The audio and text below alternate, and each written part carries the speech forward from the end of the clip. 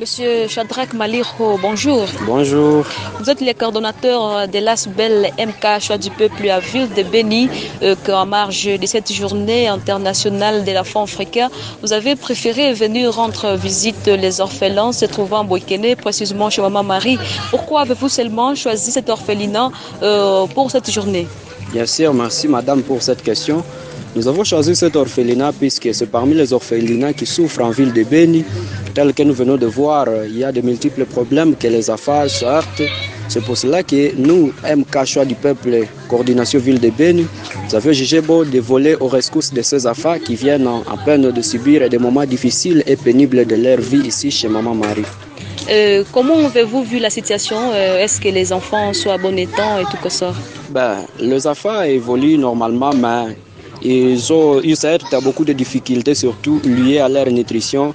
Nous appelons à cette occasion, je profite de votre micro, d'appeler d'autres structures, ASBEL et politiques et apolitiques, de venir au secours de ces enfants, surtout pour les manger, car leur santé risquerait de dégrader s'ils ne trouvent pas les gens qui viennent à leur secours.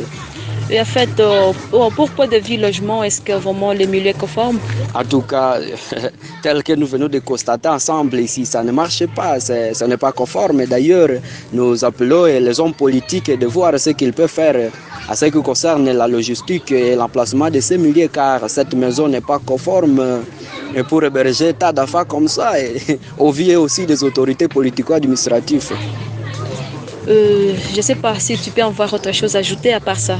Bien, nous profitons de votre micro pour dénoncer les problèmes déjà qui se fait passer aux agents de l'État pour venir embrouiller et la maman qui se donne d'abord cette charge d'héberger les enfants orphelins du massacre.